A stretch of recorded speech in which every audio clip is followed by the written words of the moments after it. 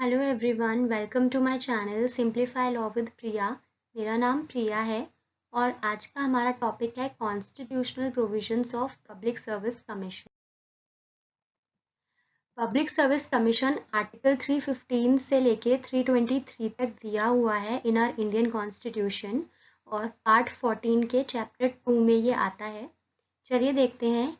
315 cross 1 ये कहता है कि सेंट्रल के लिए यूनियन पब्लिक सर्विस कमीशन होगा और स्टेट्स के लिए स्टेट पब्लिक सर्विस कमीशन होगा। और जॉइंट पब्लिक सर्विस कमीशन की बात करता है 315 क्रॉस 2। इसका क्या मतलब है? जैसे कि सेंट्रल के लिए यूनियन पब्लिक सर्विस कमीशन हो गया और स्टेट के लिए स्टेट पब्लिक सर्विस कमीशन हो गया, लेकिन ज़रूरी नहीं है कि हर स्टेट का एक ही अलग अलग स्टेट पब्लिक सर्विस कमीशन हो। यानी कि जिस तरीके से ज़रूरी नहीं है कि एक गवर्नर एक ही स्टेट के लिए अपॉइंट होगा, एक गवर्नर एक से ज़्यादा स्टेट के लिए भी अपॉइंट हो सकता है, उसी तरीके से एक जो पब्लिक सर्विस कमीशन है वो एक स्टेट के लिए ना होकर दो स्टेट्स के लिए भी हो सकता है। और ऐसा पब्लिक सर्विस कमीशन जो दो स्टेट्स के लिए हो उसको कहा जाता है जॉइंट पब्लिक सर्विस कमीशन। यानी कि दो या दो से ज़्यादा स्टेट्स अगर चाहें कि हम अपना अलग अलग स्टेट पब्लिक सर्विस कमीशन नहीं बना रहे, हमें जॉइंट चाहिए, हमें कॉमन चाहिए, तो वो हो सकता है और उसको कहा जाएगा joint state public service commission. अब इसको पास कराने के लिए इसका रेजोल्यूशन निकलना चाहिए हाउस और हाउसेस से।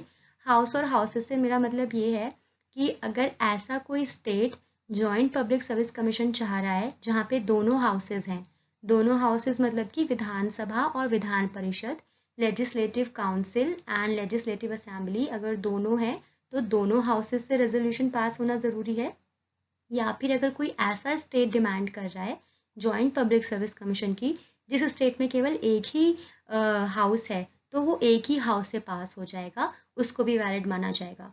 तो हाउस और हाउसेस से मतलब ये है कि कोई भी स्टेट एज द केस में भी जिसमें दोनों हो, तो वो हाउसेस से यानी कि एक हाउस पास नहीं कर सकता। अगर दो हाउस हैं उस स्टेट में तो दोनों से पास होना ज़रूरी है रेजोल्यूशन। किस चीज़ के लिए? जॉइंट पब्लिक सर्विस कमीशन के लिए। तो जब रेजोल्यूशन पास हो जाएगा उसके बाद हो जाएगा पार्लियामेंट में, एंड पार्लियामेंट में by law provide for the appointment of joint public service commission. यानी कि दोनों का इसमें रोल है जॉइंट पब्लिक सर्विस कमीशन के लिए। रेजोल्यूशन पहले पास होगा लेजिस्लेचर से, उसके बाद आएगा पार्लियामेंट में और फिर पार्लियामेंट बाय लॉ प्रोवाइड कर देगी appointment of joint public service commission की। आगे देखते हैं आर्टिकल 316, ये अपॉइंटमेंट की बात करता है। अब जहाँ पे यूपीएससी और जॉइंट पब्लिक सर्विस कमीशन की बात होगी वहाँ पे मेंबर्स और चेयरमैन, उन कमीशन के मेंबर्स एंड चेयरमैन अपॉइंट होंगे बाय द प्रेसिडेंट। पर यहाँ पे अगर बात है स्टेट पब्लिक सर्विस कमीशन की, तो स्टेट के चेयरमैन यानी कि ये जो कमीशन है स्टेट का, इसके चेयरमैन और मेंबर्स अपॉइंट होंगे गवर्नर के थ्रू। अब यहाँ पे एक प्रोवाइजो भी है 316 में, वो ये बोलता है कि जितने भी मेंबर्स हैं, अब मेंबर्स कितने हैं इस बारे में हम आगे बात करेंगे, अभी जितने भी मेंबर्स हैं उसके आधे मेंबर्स जो हैं, 1/2 of the members public service commission के। अब यहाँ पे पब्लिक सर्विस कमीशन लिखा हुआ है सिर्फ, ना तो यूनियन लिखा है, ना स्टेट लिखा है, ना जॉइंट लिखा है, तो इसको हम कंसिडर करेंगे ऑल ऑफ द थ्री, इसको हम तीनों मानेंगे। ठीक है, तो तीनों जो भी ये सर्विस कमीशन है, इन तीनों के 1/2 ऑफ द मेंबर अपॉइंट होने चाहिए एटलीस्ट 10 ईयर्स के लिए किसी भी गवर्नमेंट ऑफ स्टेट या फिर गवर्नमेंट ऑफ इंडिया या स्टेट के ऑफिस में एटलीस्ट 10 ईयर्स के लिए, यानी कि वो गवर्नमेंट ऑफिस को हेल्ड किया हुआ होना चाहिए उनके थ्रू। जो मेंबर्स हैं उनमें से हाफ ऑफ द मेंबर। आगे देखते हैं, अगर किसी भी रीज़न से, या तो एब्सेंस का रीज़न हो या फिर कोई भी और रीज़न हो, अगर उस रीज़न से चेयरमैन का जो सीट है वो खाली हो जाती है, वैकेट होती है, तो उस टाइम उस सीट को संभालेंगे, जिसको भी प्रेसिडेंट बोलेंगे, जिस भी किसी मेंबर को, such one of the other member of the commission, किसी भी मेंबर से जिसको भी प्रेसिडेंट बोले, वो मेंबर क्या संभालेगा? उस वैकेट सीट को संभालेगा उस टाइम तक के लिए जब तक कि चेयरमैन, जो ओरिजिनल चेयरमैन है, वो वापस नहीं आ जाते। आगे देखते हैं, इसका टेन्योर भी 316 में ही दिया हुआ है। टेन्योर इसका 6 इयर्स है अगर ईयर्स के हिसाब से देखा जाए तो, लेकिन अगर एज के हिसाब से देखा जाए तो यूपीएससी का जो टेन्योर है वो 65 इयर्स तक का है और स्टेट और जॉइंट का 62 इयर्स तक का है। अब इसमें कोई कंफ्यूज होने वाली बात नहीं है। इसका मतलब ये है, फॉर एग्जांपल अगर कोई चेयरमैन अपॉइंट हुआ 60 इयर्स की एज में, 60 साल की उसकी एज है, और अब विच एवर इज अर्लियर लिखा हुआ है, यानी कि 65 इयर्स की एज तक वो रिटायर हो जाएंगे क्योंकि उनकी 65 इयर्स की एज कंप्लीट हो गई है। वहीं वो ये नहीं बोल सकते कि अभी तो मैं 6 साल के लिए हूँ और मेरा 1 साल बाकी है, क्योंकि यहाँ पे लिखा हुआ या तो 65 साल की एज पहले आ जाए या फिर आपके 6 साल पूरे हो जाएं। इन दोनों में से विच एवर इज अर्लियर, जो भी पहले हो गया वहीं तक का टेन्योर माना जाएगा। फॉर अनदर एग्जाम्पल, अगर कोई चेयरमैन बने हैं 55 की एज में, तो अब वो ये नहीं बोल सकते कि मैं तो 65 में रिटायर हूँगा, क्योंकि क्या लिखा हुआ है 6 इयर्स, या तो 6 ईयर पहले कंप्लीट हो जाए या 65 इयर्स की एज कंप्लीट हो जाए, और ये इन दोनों में से कोई एक भी पूरा हो गया तो टेन्योर खत्म। वहीं अगर स्टेट और जॉइंट की बात की जाए तो वो एज है 62 इयर्स, और जो ईयर है वो तो सेम है, 6 इयर्स ही है, पर यहाँ पे एज और कम कर दी, 62 इयर्स की कर दी। आगे देखते हैं रेजिग्नेशन। अब रेजिग्नेशन भी सेम आर्टिकल में दिया हुआ है। रेजिग्नेशन किसको देंगे, वो चेयरमैन और जो मेंबर्स हैं, resignation to president in case of UPSC and JPSC, और गवर्नर को देंगे इन केस ऑफ एसपीएससी, यानी कि स्टेट पब्लिक सर्विस कमीशन के जो मेंबर्स हैं वो देंगे अपना रेजिग्नेशन गवर्नर को। May also be removed. अब रेजिग्नेशन तो वॉलेंटरीली हो गया, पर रिमूव भी किए जा सकते हैं, यानी कि हटाया भी जा सकता है उनको, जिसकी बात की हुई है clause 1 and clause 3 in the article of 317 में, जिसको हम आगे देखेंगे। लेकिन ये लिखा हुआ है, मेंशन किया हुआ है क्लॉज बी में ऑफ 316 के, यानी कि केवल एक रेफरेंस दे दिया है। आगे देखते हैं, यहाँ पे बस ये लिखा हुआ है कि वो रीअपॉइंटमेंट के लिए इनएलिजिबल हैं, उनको दोबारा से रीअपॉइंट नहीं किया जा सकता। अब बात आती है रिमूवल एंड सस्पेंशन की 317 में। तो पब्लिक सर्विस कमीशन के जो चेयरमैन और मेंबर्स हैं उनको रिमूव प्रेसिडेंट कर सकते हैं। अगेन यहाँ पे पब्लिक सर्विस कमीशन कहा गया है, ना कि यूपीएससी या जेपीएससी या कि एसपीएससी, यानी कि आप इसको तीनों मानेंगे। तो जितने भी ये पब्लिक सर्विस कमीशन है, इनके सभी के मेंबर्स हों या चेयरमैन हों, इनको रिमूवल करने का राइट है केवल और केवल प्रेसिडेंट के पास, on the grounds of misbehaviour. Misbehaviour ही एक ही ग्राउंड दिया हुआ है ये कि मिसबिहेवियर पे रिमूव कर दिया जाएगा। आगे देखते हैं, after the supreme court on reference. अब कैसे करेंगे, प्रेसिडेंट करेंगे, प्रेसिडेंट रिमूव अगर कर रहे हैं तो उनको एक रेफरेंस देना होगा सुप्रीम कोर्ट को, और Supreme Court under article 145 inquiry करके उसको हटा देगी। 145 कोर्ट ऑफ रिकॉर्ड है, कोर्ट ऑफ रिकॉर्ड के लिए एक अलग से डेप्थ में क्लास बन जाएगी, तो इसलिए मैं इसको यहाँ पे एक्सप्लेन नहीं कर रही हूँ। तो कोर्ट ऑफ रिकॉर्ड दिया हुआ है, तो इंक्वायरी करेगा सुप्रीम कोर्ट कि ये जो मिसबिहेवियर है वो सही है भी या नहीं। पूरी इंक्वायरी करने के बाद उसको हटा दिया जाएगा। तो ये है रिमूवल का procedure. Inquiry held according to the procedure prescribed on the behalf under 145, same चीज़ है। रिमूवल एंड सस्पेंशन था, तो सस्पेंशन का राइट गवर्नर के पास भी है, रिमूवल का राइट नहीं था, तो सस्पेंड तो गवर्नर भी कर सकते हैं ऑब्वियसली, लेकिन वो स्टेट पब्लिक सर्विस कमीशन को ही करेंगे, ना कि यूपीएससी और जेपीएससी को। इन दोनों को सस्पेंड भी प्रेसिडेंट करेंगे, लेकिन स्टेट को सस्पेंड करेंगे, स्टेट पब्लिक सर्विस कमीशन के चेयरमैन और मेंबर्स को सस्पेंड करने का राइट गवर्नर के पास भी है until the president has passed the order। लेकिन सस्पेंशन के लिए भी ऑर्डर पास करना होगा, और वही फिर सुप्रीम कोर्ट इंक्वायर करेंगे और सब कुछ जो भी मैंने अभी बताया 145 के अंदर। आगे देखते हैं, प्रेसिडेंट मे बाय ऑर्डर। अभी हमने बात करी कि सुप्रीम कोर्ट इंक्वायरी बिठाएगी और 145 में वो देखेगी ठीक तरीके से कि ग्राउंड्स मिसबिहेवियर के हैं भी या नहीं, लेकिन इसको आप बोल सकते हो एक्सेप्शन ऑफ इंक्वायरी, क्योंकि यहाँ पे प्रेसिडेंट ही हटा रहे हैं, यहाँ पे कोई इंक्वायरी की ज़रूरत नहीं है।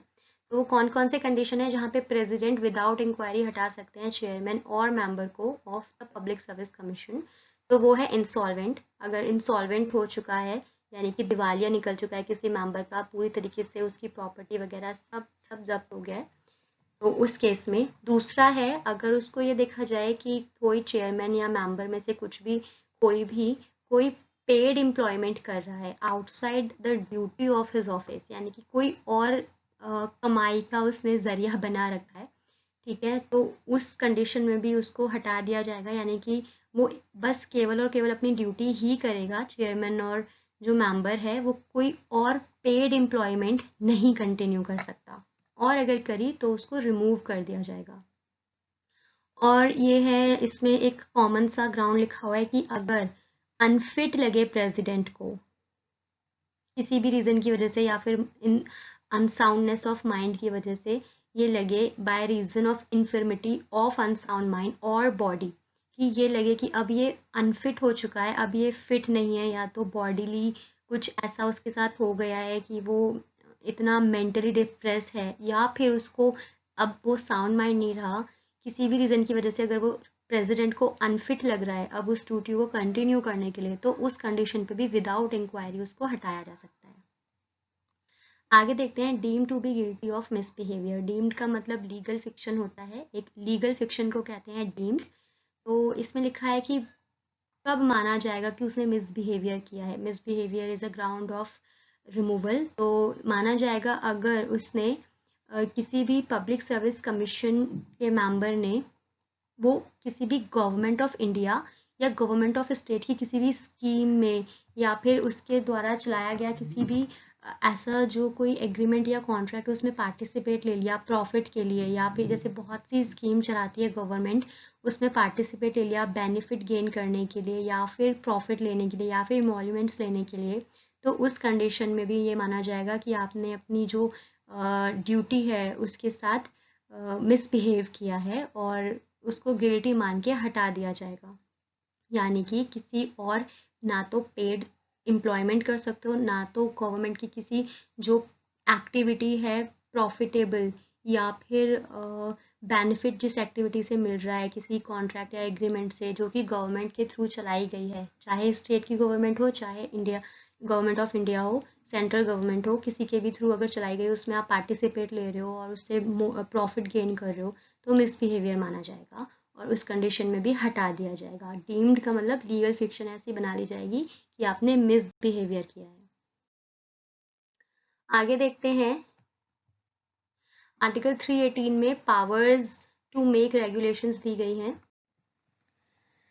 गवर्नर और प्रेसिडेंट के पास, ऑब्वियसली गवर्नर के पास एसपीएससी में होगी, स्टेट पब्लिक सर्विस कमीशन में होगी, और प्रेसिडेंट के पास दोनों में है, जॉइंट में और यूनियन में। तो ये पावर क्या है, ये पावर, इसका मतलब ये है कि वो अपने तरफ से मेंबर्स को डिसाइड कर सकते हैं, number of member of the commission. ऐसा कोई स्पेसिफिक मेंबर नहीं है कि इतने मेंबर्स होंगे। अभी मैंने पीछे बात करी थी कि हाफ ऑफ द मेंबर, यानी कि half of the member of those who has been decided by the president of that particular commission, और may be as the case may be और द गवर्नर, ठीक है। तो वो मेंबर्स का 1/2 part, अब वो कुछ भी हो सकता है क्योंकि इसमें उनके पास पावर है, और कंडीशंस भी हैं ऑफ द सर्विसेज की। Number of member of staff, अब यहाँ पे ऊपर देखा था कि वो मेंबर्स को अपनी तरफ से कर सकते हैं कंडीशन ऑफ द सर्विसेज को, और नंबर ऑफ द मेंबर्स को अपनी तरफ से इंक्रीज और डिक्रीज कर सकते हैं हर बार।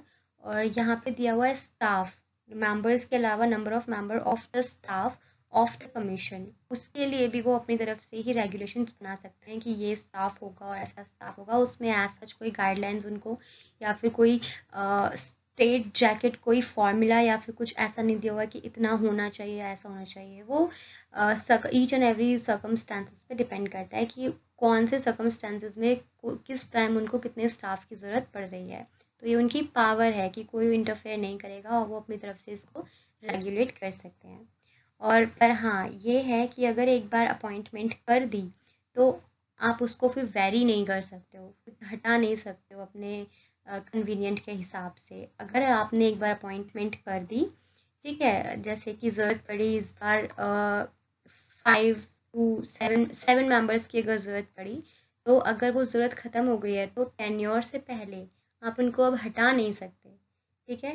वंस द चेयरमैन और member has been appointed, sorry chairman की यहाँ पे बात नहीं हो रही है, once the member has been appointed, तो वो तभी हटेगा जब उसका टेन्योर होगा या फिर कोई मिसबिहेवियर होगा। ये पावर नहीं है कि आपका मोटिव पूरा हो गया उस और मेंबर को ऐड करने का, तो मोटिव के पूरा होते ही आप उसको भी हटा सकते हो, तो वो वेरी नहीं करेगा। Now the very important article is here, article 319। ये बताता है prohibition as to the holding of offices by members. तो देखते हैं इसमें क्या है। जो चेयरमैन है ना यूपीएससी के, वो कहीं और एम्प्लॉयमेंट नहीं ले सकते।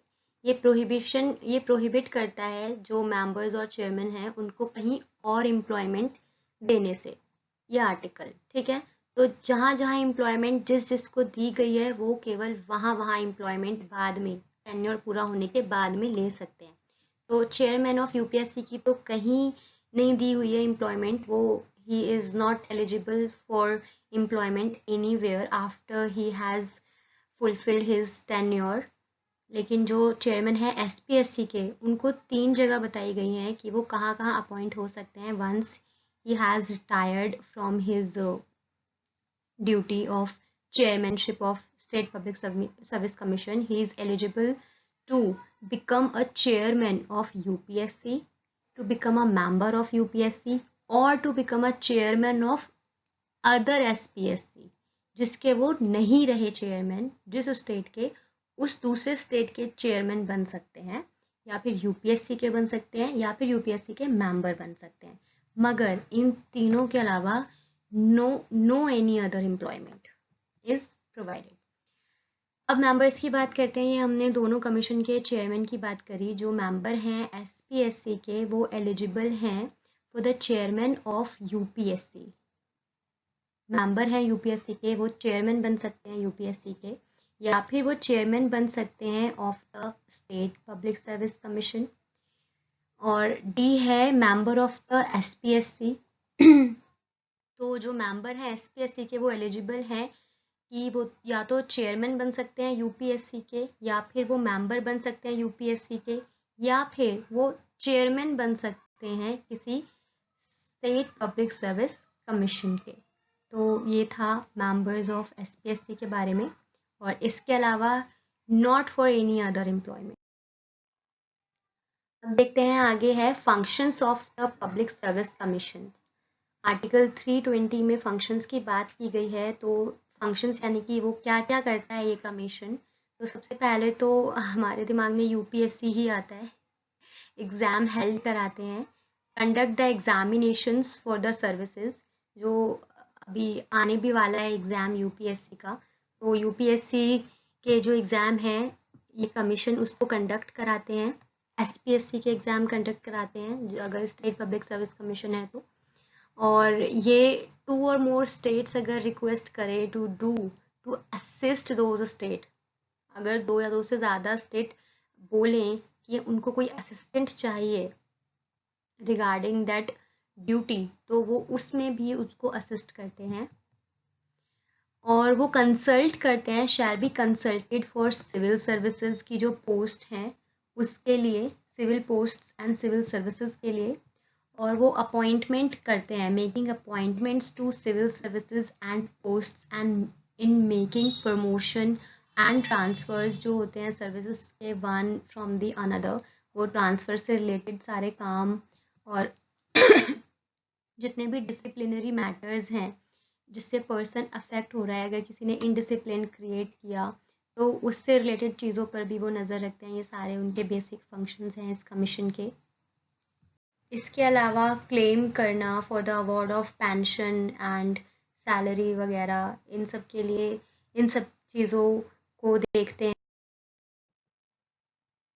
अब आता है power to extend functions, article 321।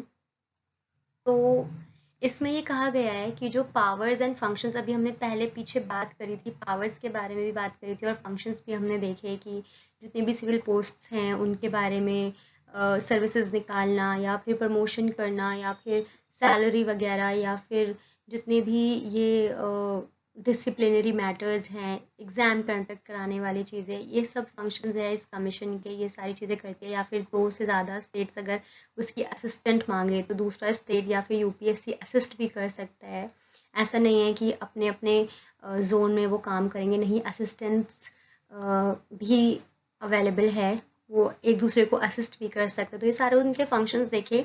उसके बाद 321 में बोला गया है कि ये जो फंक्शंस हैं इनको एक्सटेंड भी किया जा सकता है by the made by the parliament as the case में भी, यानी कि पार्लियामेंट या फिर जो एडिशनल फंक्शंस हैं बाय द यूपीएससी और एसपीएससी के, and act made by the parliament और एज द केस में भी, यानी कि ये लेजिस्लेचर की बात की गई है। या तो अगर यूपीएससी की है तो पार्लियामेंट उसके फंक्शंस बढ़ा सकती है, अगर एसपीएससी की है तो लेजिस्लेचर उसके फंक्शंस बढ़ा सकती है। और expenses of public service commission के जो एक्सपेंसेस हैं, सैलरी वगैरह, अलाउंस वगैरह, वो चार्ज होंगी from the consolidated fund of state से। और अगर यूपीएससी की बात करें जाए तो कंसोलिडेटेड फंड ऑफ इंडिया से। तो ये 322 में दिया हुआ है, इसमें और कुछ नहीं है। रिपोर्ट करेंगे ये एनुअली गवर्नर को या फिर प्रेसिडेंट को। गवर्नर को करेंगे स्टेट पब्लिक सर्विस कमीशन और प्रेसिडेंट को करेंगे जॉइंट एंड यूपीएससी। अगर वो रिपोर्ट एक्सेप्ट नहीं की गई है, जो एनुअली सबमिट की है पब्लिक सर्विस कमीशन ने प्रेसिडेंट को, सपोज हम यूपीएससी मान के चलते हैं, यूपीएससी की जो रिपोर्ट है वो प्रेजेंट की है प्रेसिडेंट को, अगर वो एक्सेप्ट नहीं की गई है बाय द प्रेसिडेंट, तो वो उस रिपोर्ट को एक्सेप्ट ना करने का रीज़न बताएंगे ऑफ दैट नॉन एक्सेप्टेंस। और जो पार्लियामेंट है उसमें फिर डिस्कशन चलेगा, लेजिस्लेचर में चलेगा, अगर गवर्नर ने एक्सेप्ट नहीं करी है स्टेट पब्लिक सर्विस कमीशन की रिपोर्ट।